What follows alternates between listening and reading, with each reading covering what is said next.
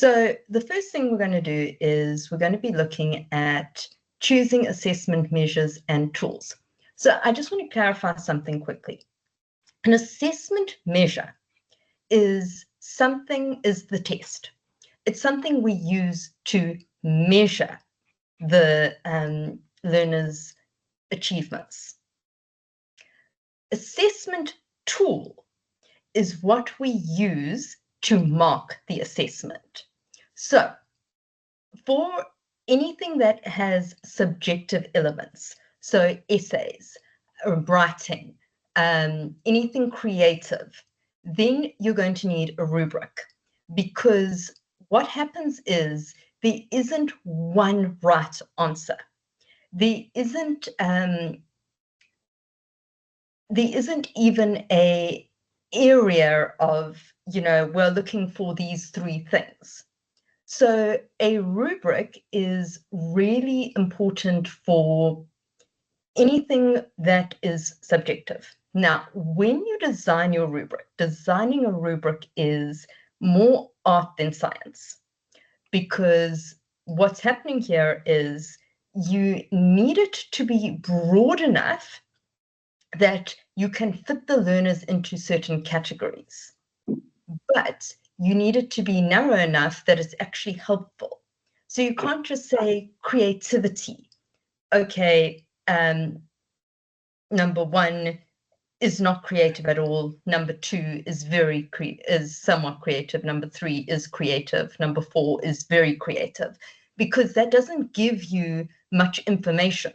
What do you mean when you say it's creative? What exactly are you looking for? Same thing with structure. Is well structured, is poorly structured? What is the difference? So it doesn't give you much guidance, and it doesn't give the learners much guidance, because just like you guys do, the learners get the rubrics ahead of time. Okay, so that's rubrics. Then you've got your model answers. Now, these are for questions. Model answers should not be too narrow. So when you set a question, obviously there are certain answers there are certain things you are looking for when a learner answers that question. So what you do with your model answer is you have to put down what areas you are looking for, so the things that you're looking for. But sometimes you'll have a question that's a bit open-ended, which means that, yes, there are things that you're looking for, but it's also open to the learner's interpretation. If the learner can defend their stance, then they can get the marks, in which case you make a note to the marker.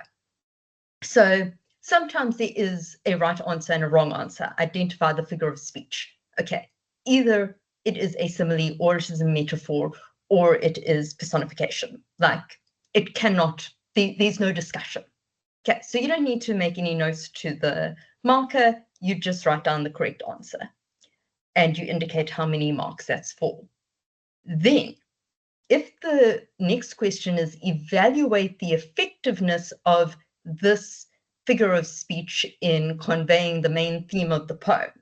Now, there are certain things you're going to look for, but the learner might have a different idea.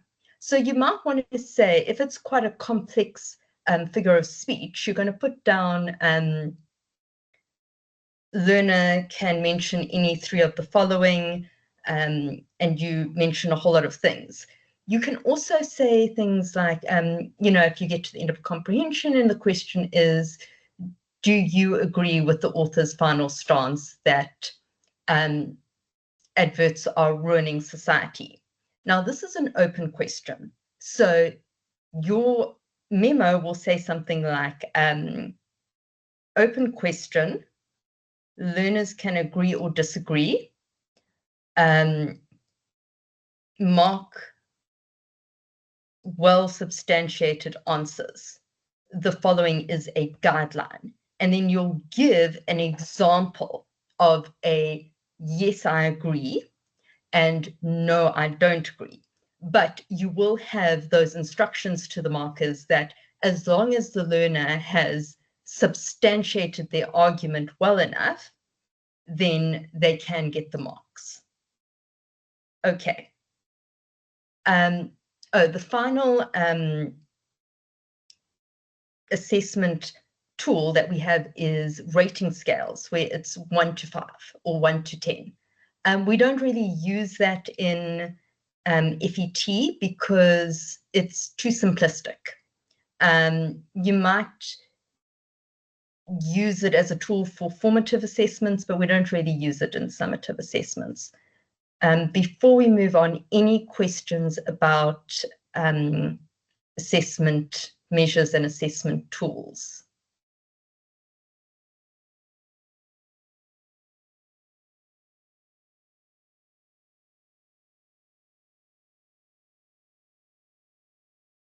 Okay. Guys feeling okay about that? Great. So when you're setting your assessment measure, you obviously are looking at your learning objectives, and then you are looking at scaffolding, which means working from lower order to higher order questions. Remember, with the different grades, you're going to have a different ratio. So for matric, there aren't going to be many lower order questions. Going to be looking at higher order questions. And you're going to be looking for meatier, if I can say that, answers. So they have to really say something in order to get the mark. This isn't grade 8 where as long as they've got the idea, they get the mark. They have to express it well. Okay. So you need to choose the best assessment strategies for different scenarios, learners, outcomes, and content. Now, in reality, you are going to be told what assessments you are going to be doing. But we are talking about the theory of education. So one day when you are head of department, you are going to have to make some of these decisions. So you're going to have to decide what is the best way to assess a poem, what is the best way to assess reading, which is the best way to assess speaking. Okay. Now, first of all, learning and assessment go hand in hand. That's very straightforward. Assessment and learning are interlinked.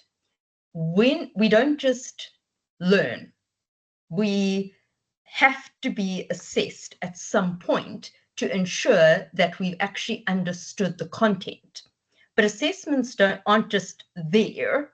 They actually have to be entwined in the learning because they have to assess the learning and they have to provide feedback. So they have to benefit the learning. They also you have to make sure that what you are teaching is what you are assessing. So you're not teaching over here and assessing down there. Okay. And what is your job here? Your job is to know where your learner is and where they need to be and what is the best way to get them there. So that ties into the zone of proximal development. You need to know where they are in that zone. You need to know where they should be. You need to know how to guide them there.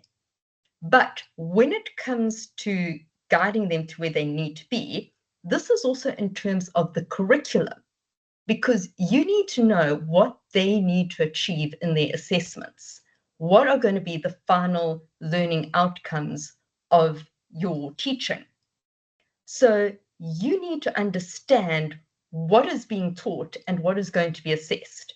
It makes sense. You can't teach what you don't know. You can't guide them to where they need to be if you yourself don't know where they need to be. So you need to know the curriculum. Okay. Any questions thus far? Excuse me.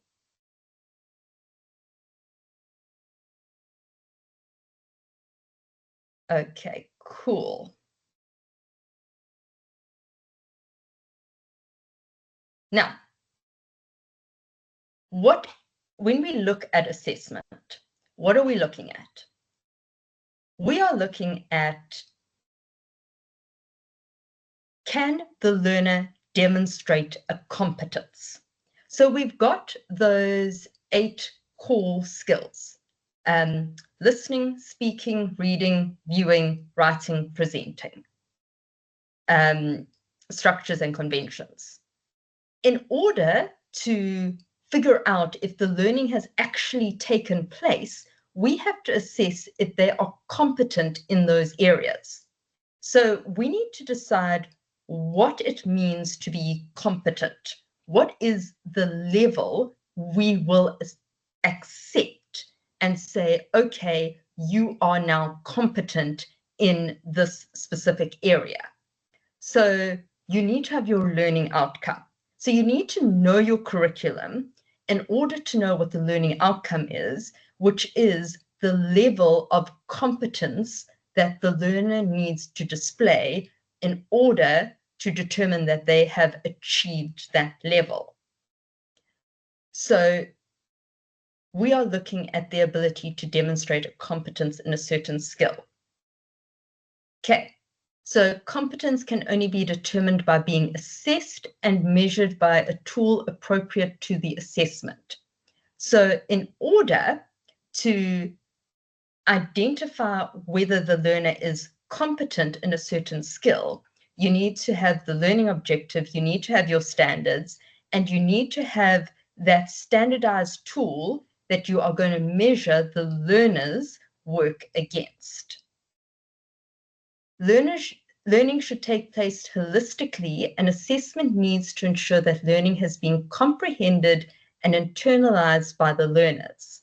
This assessment needs to be guided by theoretical understanding. So we're going to talk about holistic assessment. But part of what we're talking about when we talk about holistic learning is that we don't just rote teach. So we don't just teach them the grammar rules and then expect them to regurgitate them back to us. Okay, I'm sure you can remember back in high school or back in primary school, there were certain things where you just rote learned them, and then in the test you wrote back word for word what it said in the worksheet and you got the mark. Okay, that's not real learning because there's no evidence that you've actually understood it, that you can now apply it, that you have gone just beyond surface recall and actually not only learnt what the skill is, but you can now take that skill and apply it in one situation and then apply it in another situation. So that's what we mean about holistic learning. When we teach them reading, we're not just teaching them for the reading assessment. So we're not just teaching them towards the comprehension. The comprehension assesses their reading, but what we're actually assessing is, can you take a piece of text and read it and understand it? When we teach the speaking skills, we aren't just teaching them, can you do an oral? We are now teaching them, can you, excuse me, can you speak under different circumstances? Can you speak formally? Can you speak on the fly? Can you speak informally? Can you debate? Can you question people? So when we do an assessment, we want to assess as many different types of learning as we can to ensure that we see that the learners have really gained true competency in that skill. And then, of course, in order to assess whether the learner is competent in that skill, you need to have that skill yourself. You can't assess a skill that you do not have. For example, I am completely tone deaf. I cannot assess a music exam because I do not have the competence in the skill. So we as the educators need to know the curriculum and need to know the skills and need to show a high degree of competency in these skills in order to assess the learners.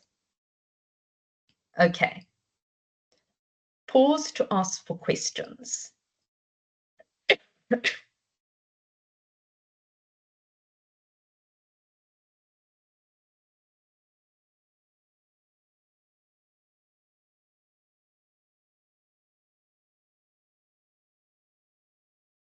How are you guys feeling about this idea of holistic learning and assessing? Is it making sense from where you guys are sitting?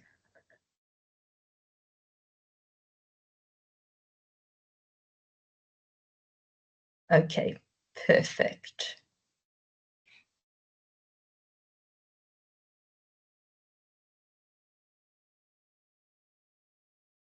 So, but how learners also present themselves to provide the correct content and be able to respond to questions from the audience. Yes, yeah. So that would be part of, say, speaking skills would be, can they ask questions? Can they answer questions from an audience? Things like that.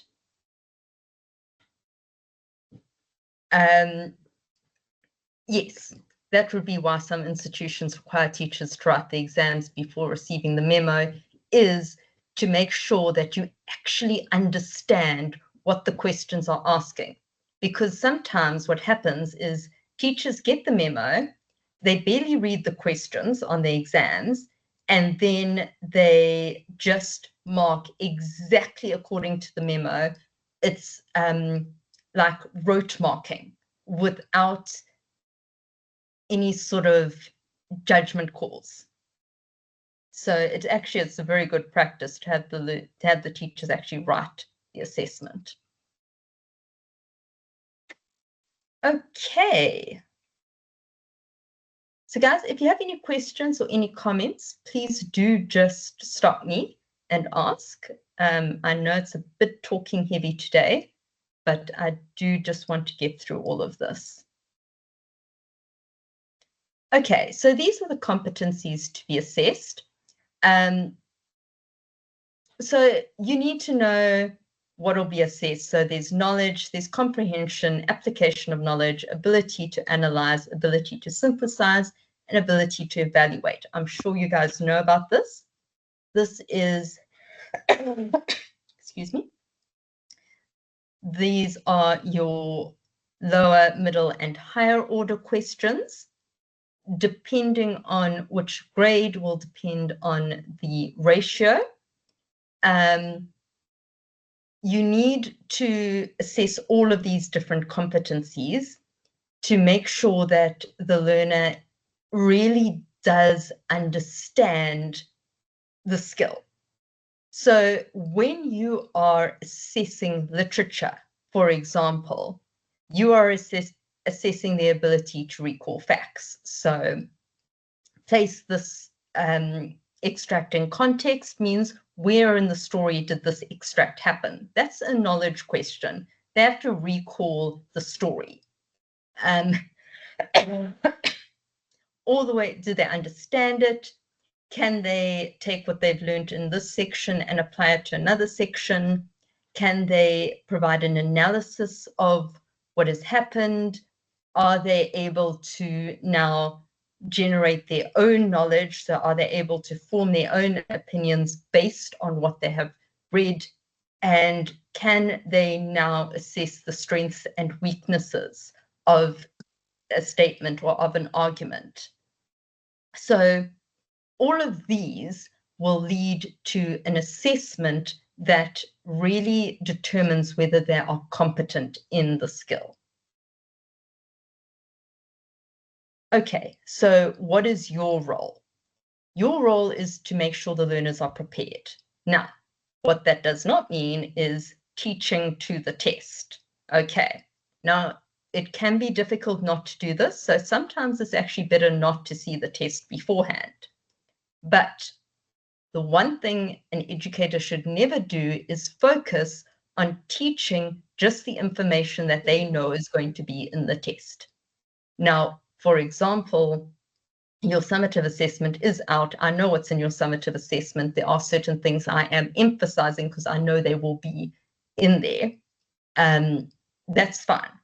But if it were a test that you were going to write and I knew what is in there and I said, okay, we're not going to go through this slide. We're not going to go through this slide. This is the slide that we are really going to focus on. Then you would have a problem. Okay, you also need to make sure this. Is someone calling me? You need to make sure that the assessment evaluates and measures that learning has taken place. That seems like really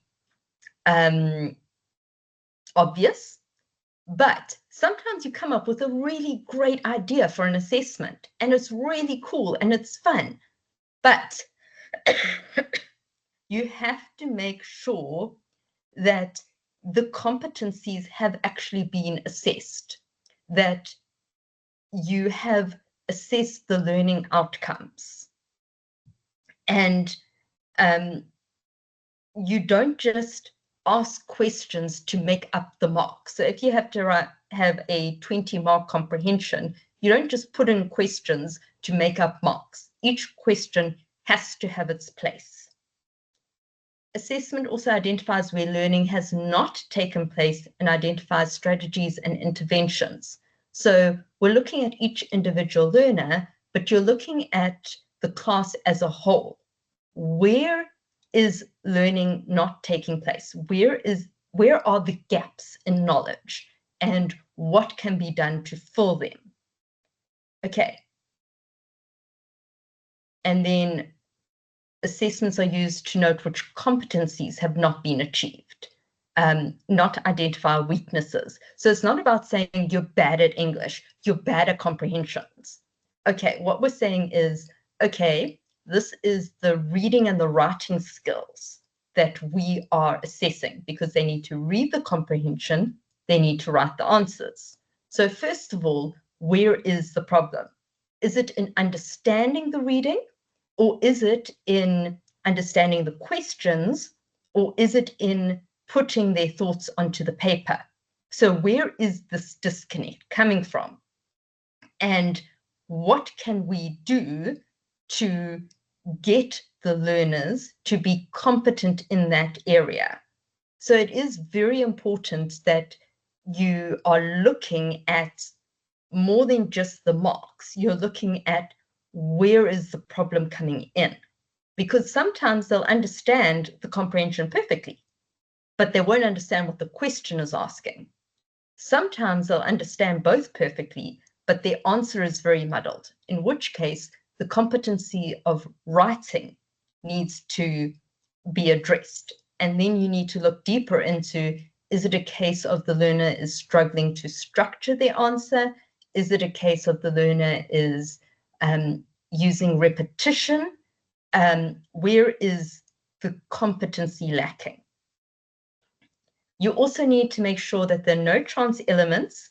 It's transparent and unambiguous. The intent is clear and apparent, and that the learners know what to do.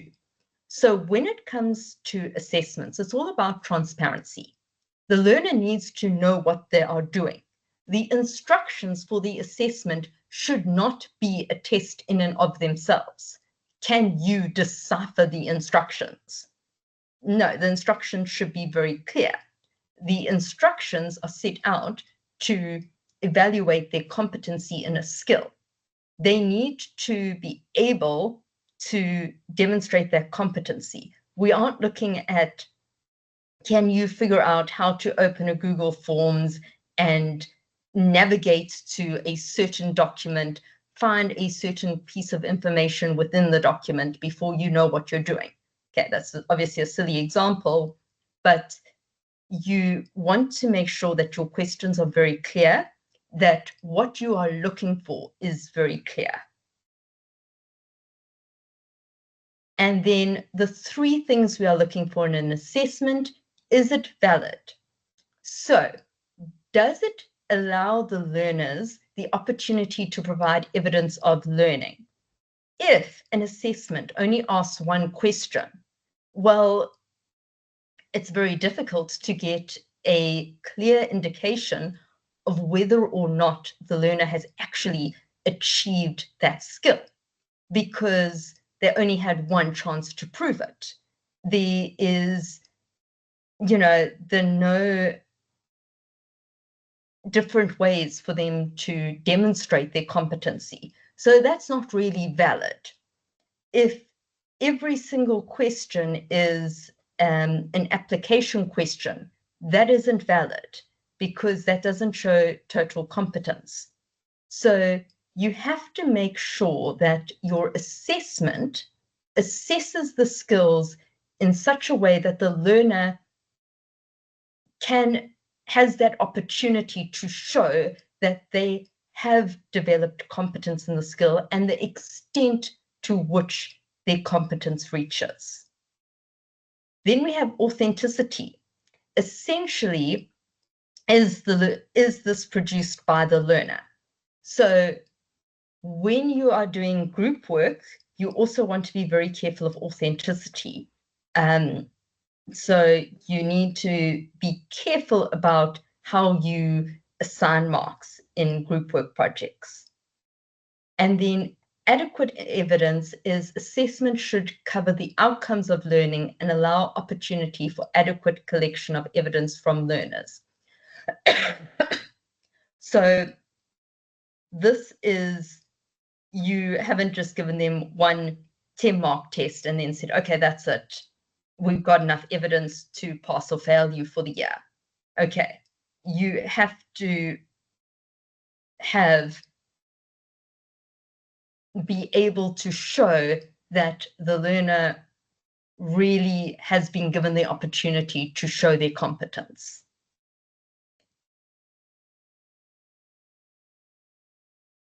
Okay. Candice, I see your question. I'm going to come to it in a moment. Are there any other questions?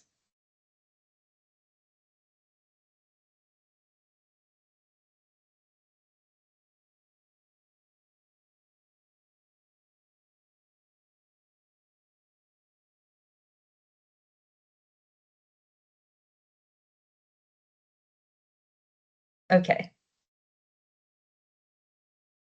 Thank you, guys. I know I am moving quite quickly today, so thanks for keeping up. Please let me know how you're feeling about the information. Candice, so an example of a measure, assessment measure, would be a comprehension test. So a measure is the test. It measures the learner's learning. The assessment tool would be the model answer or the memo for that comprehension. So it's the tool that you use to mark. So the measure is the test, the tool is for marking.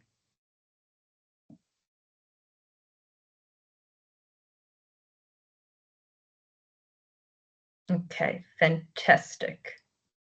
Is there anything you guys want to ask me about competencies or the role of the educator in assessments?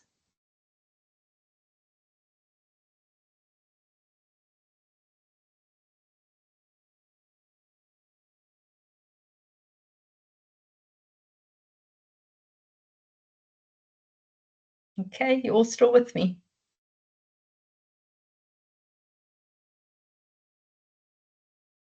Okay.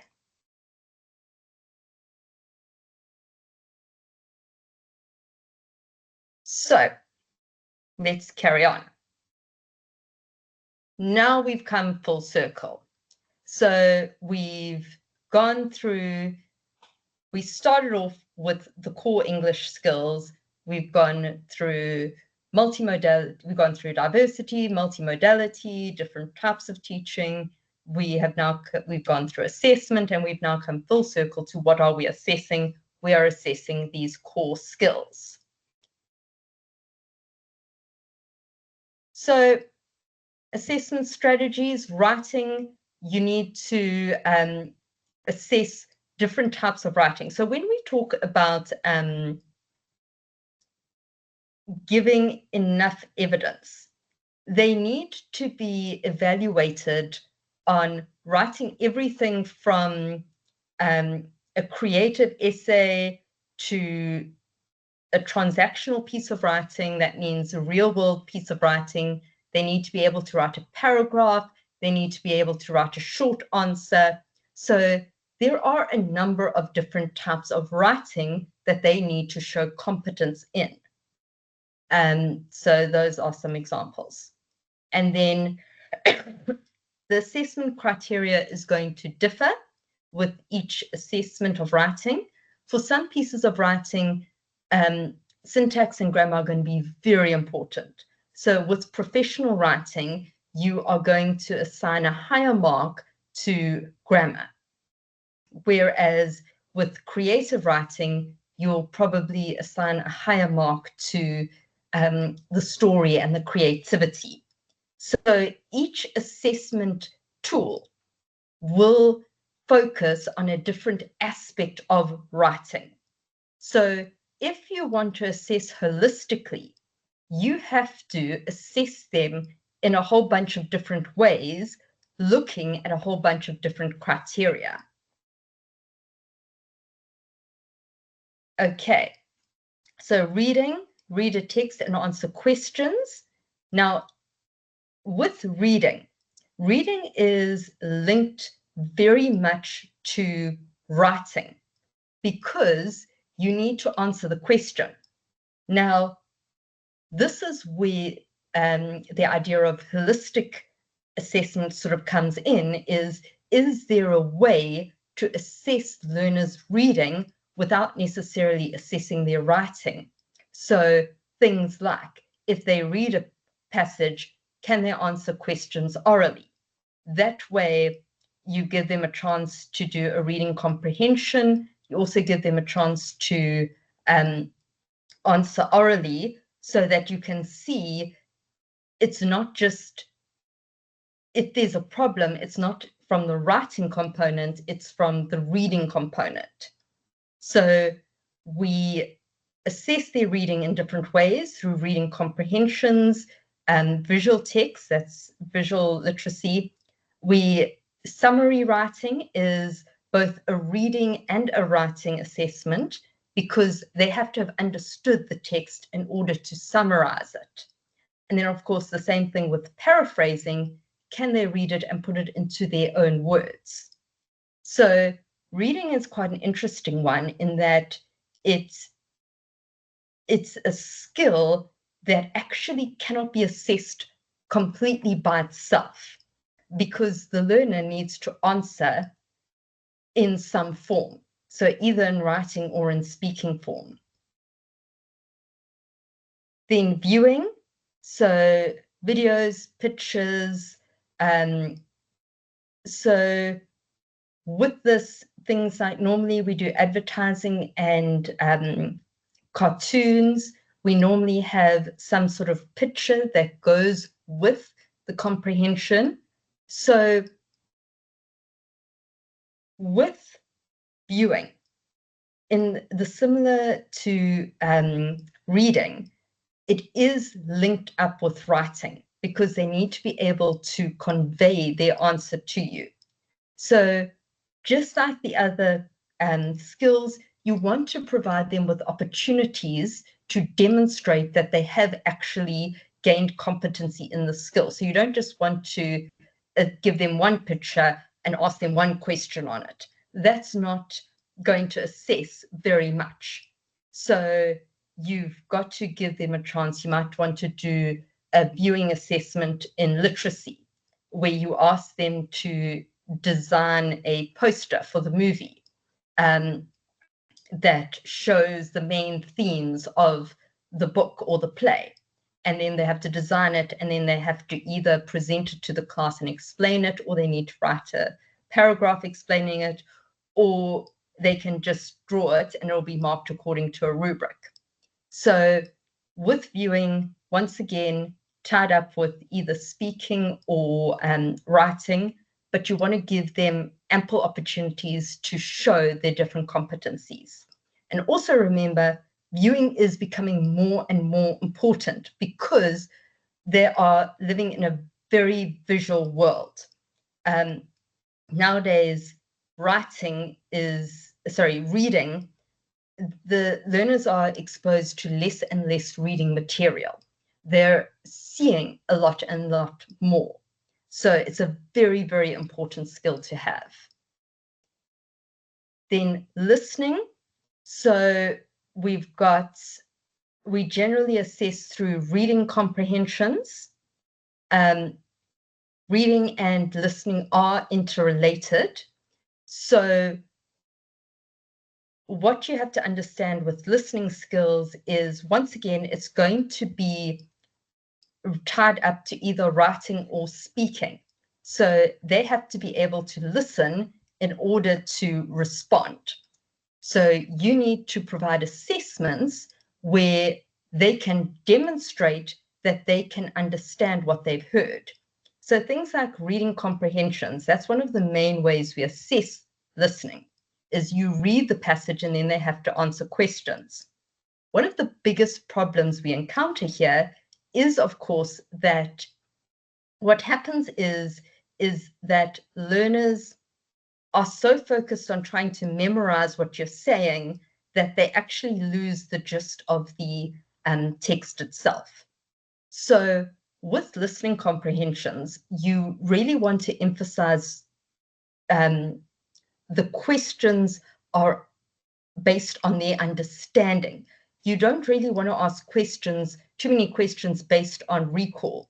Yes, one or two of those questions are important on the most important facts, but you don't want them to be trying to remember one statistic in the middle of the passage. You want them to be able to say whether they agreed with the writer or not and why.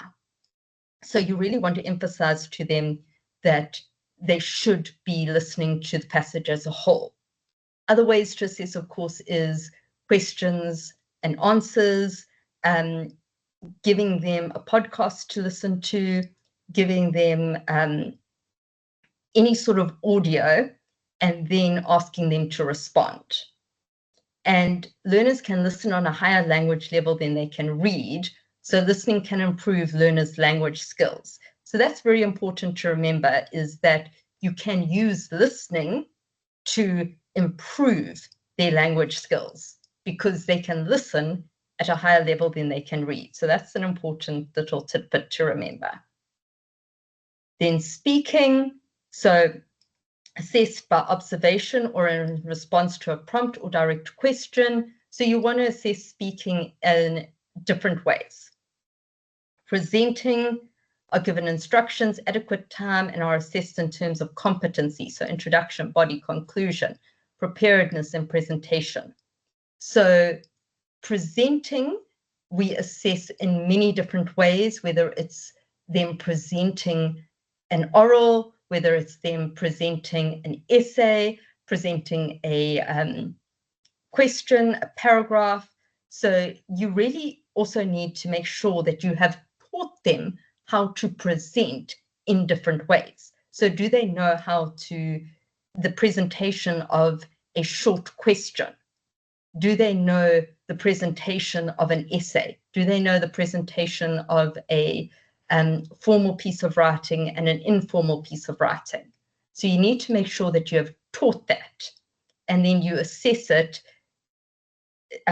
formally through sort of oral presentations and essay presentations, but then also through the presentations of pretty much all of their answers.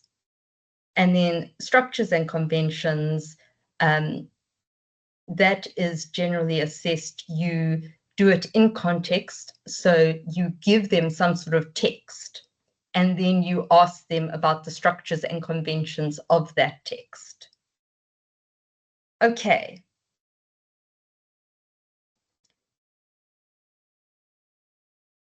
Sorry, there was a question. Elsabe. Hi, Amy. Sorry, I can't do the chat thing again, so I'll just ask. When you Hmm. said that the syntax and things don't count that much in a creative piece, but in a professional piece of writing, the grammar and the syntax counts more. Do you mean transactional texts like formal letters and that kind of thing? Yes. So syntax and grammar will still count in a creative piece. It will still be marked and it will be there, but for transactional pieces, for formal letters, also for academic essays, so literature essays or argumentative essays, you'll probably have a slightly higher, a higher percentage of the mark will be allocated to syntax and grammar. Does that make sense? Yes, thanks. Thanks for those examples. That makes sense now. Perfect. Okay. Any other questions or anything you want to ask?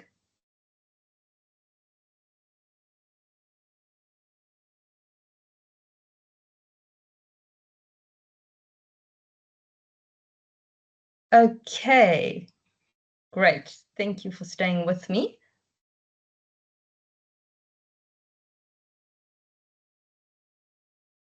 So, holistic assessment strategies. Any assessment can and should address more than one competency, but it's a bit more than that. So, what we're looking at here is sort of pretty much everything we've spoken about coming together, that the skills, we are assessing their competency in the skills. So every assessment needs to be designed to demonstrate the various levels of competency that each learner has in every skill. Now, goes back to validity and evidence of learning. You want to make sure that in your assessments, you are not just assessing one thing. You are assessing the extent to which learning has really taken place. So you don't just want to give them one exam at the end of the semester that has the same type of question over and over again. That is not a holistic assessment. Holistic assessments are when you give the learners a real opportunity to demonstrate their skills. So if you're assessing speaking, you are assessing their ability, you are giving them a chance to speak in a formal context. You are giving them a chance to speak in an informal context. You are giving them a chance to speak in response to listening or speak in response to reading. So you are looking at the whole learner's ability.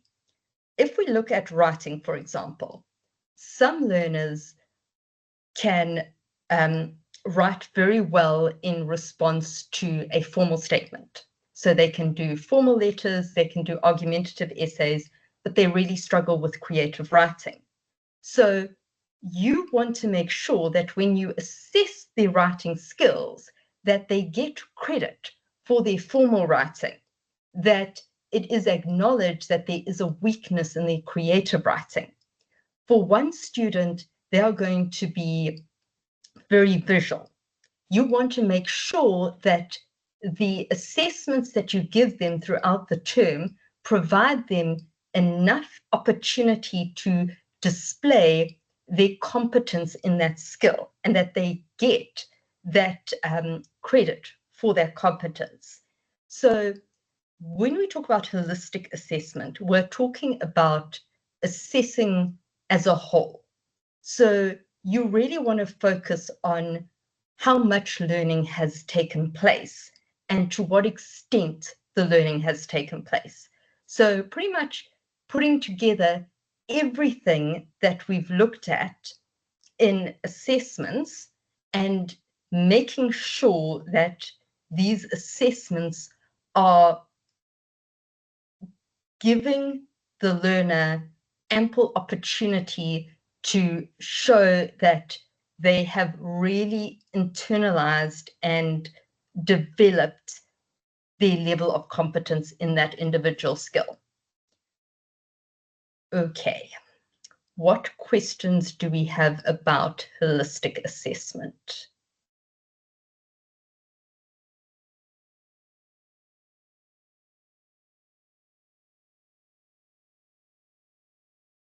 Amy, so can I just ask, so if the department plans enough tests, as suggested by the curriculum, if there are enough tests, continually going through the term and at the end of the term that are very varied, as one experiences when you're on teaching practice, then you should be doing holistic that will sort of work its way out. Is that how it works?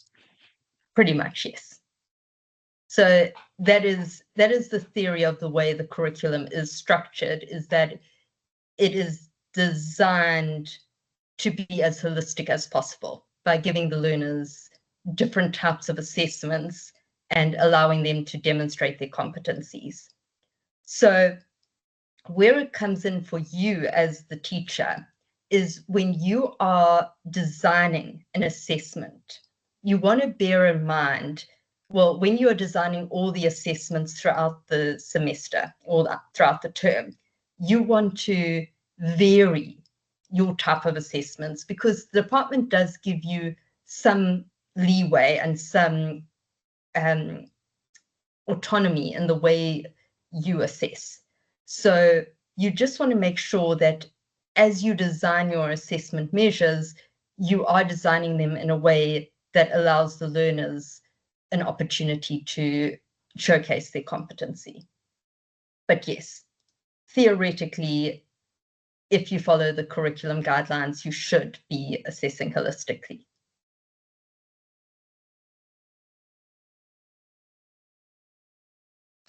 Thank you. No problem. What other questions do you have?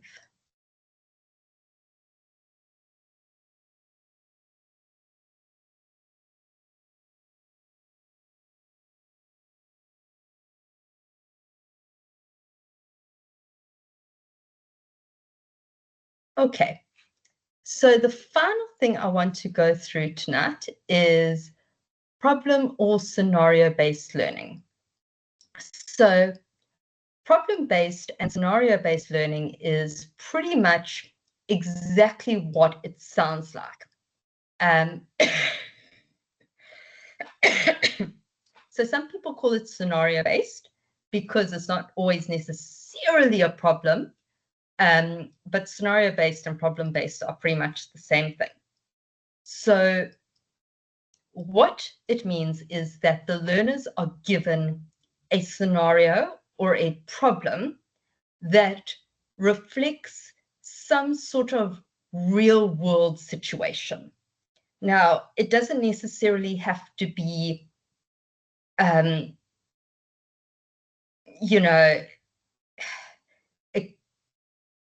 it doesn't have to be exactly real world, but it has to be, you give them some sort of problem that they need to use their skills to work through that problem or that scenario. So let's say you wanted to do this while you are teaching Macbeth. You might ask them to, write the letter that Macbeth wrote to his wife, explain his wife's reasoning for doing it, discuss what she could have done differently, writes the diary entry that Macbeth would have written the night that he killed Duncan,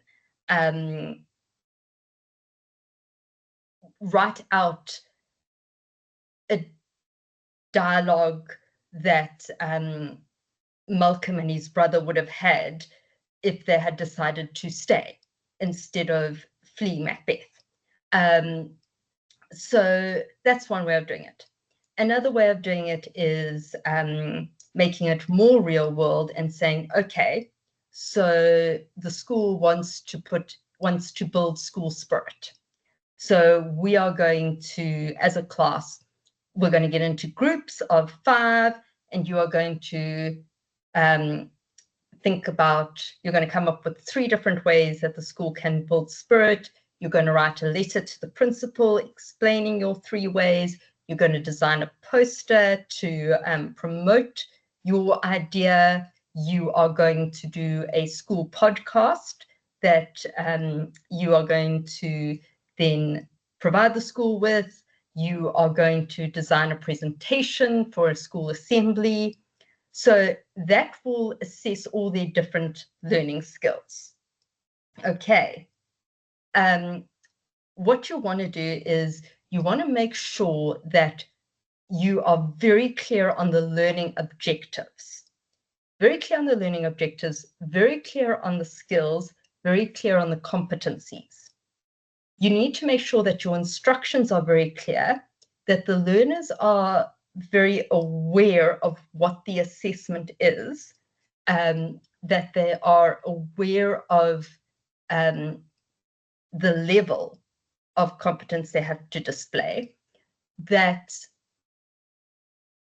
they are actually displaying the skills that you are teaching. So when you're doing it, it's kind of easy to get a bit carried away. But you need to make sure that it is still a valid assessment. Okay, so this is where I ask, what questions do you have on holistic assessment?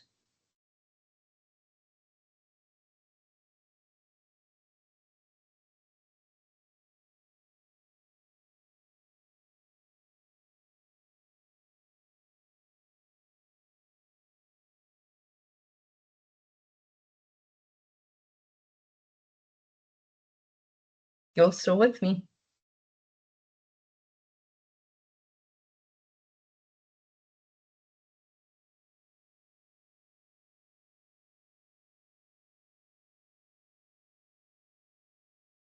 Okay. So that is the end of the course material. I have put some resources up for you. I'm going to put more up for you. We've got 5 minutes left. I just want to very, very, very quickly look at the summative. It has been released, hasn't it?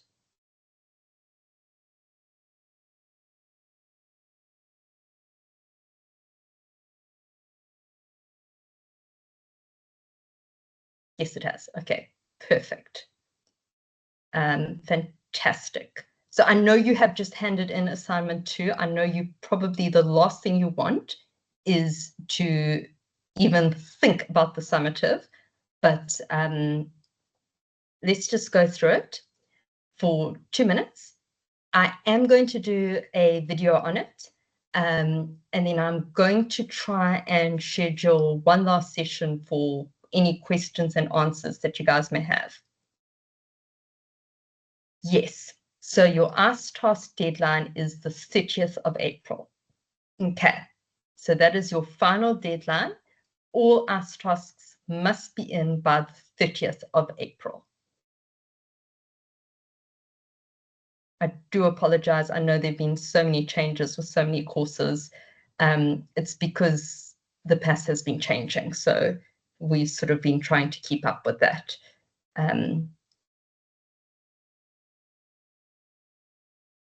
Okay, so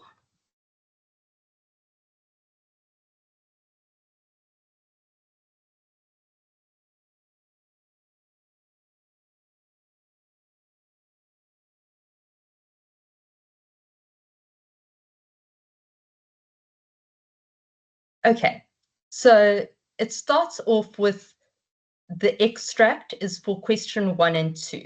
Okay, so you're using it to teach grade 12 class. So this extract is at the beginning of Hamlet. Yes, I'm afraid you guys are going to have to read it. You are going to have to understand it. That comes with what we've just spoken about is you have to have a greater competency than your learners. So you have to understand the text better than they do. So the first question is, your students complain that they will never read Shakespeare in real life, and therefore it is a waste of time to study it. In a detailed paragraph, explain the importance of the core English skills and discuss the link between these skills and the texts that are studied in English. Refer specifically to the extract provided. So what you're looking at here, guys, is the context is Shakespeare is stupid. It's a waste of time to teach it. So what you're doing is you are now linking. You've explained what the core English skills are. By now you should know them. You've explained them before. But now you are linking them. You're making the entire link between the core skills that you are learning through reading Shakespeare and how that's going to help them.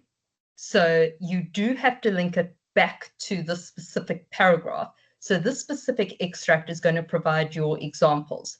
So these are the skills that you're learning. This is how you're learning them. This is how they help you. Okay. Now, for this, you need to refer to that extract again because you are teaching the above extract from Hamlet. Design an interesting and interactive activity that you would use in the introduction phase of the lesson. So what we're looking for here is, do you remember what the introduction phase is meant to do? It's meant to introduce the text, it's meant to introduce the learning objectives, and it's meant to provide a hook. So it's meant to interest them. So it's got to be interesting, it's got to be interactive, which means they've got to do something. So they must do something, and it must hook them and introduce the passage. Then design an original and interesting formative assessment measure. So original means it must be yours. You can't look up assessment measures. You have to design it yourself. That you would give to the learners after your lesson to assess their understanding of the extract. So it has to be designed specifically to test whether they've understood the extract or not. Then you have to design the assessment tool to mark the assessment measure. So if it's subjective, you're going to need a rubric. If it's questions, you're going to need a model answer. Before you ask, you can ask multiple questions. So one question can be a creative question that needs a rubric, and you can ask another couple of questions that require a memo. So your assessment tool will be a memo plus a rubric.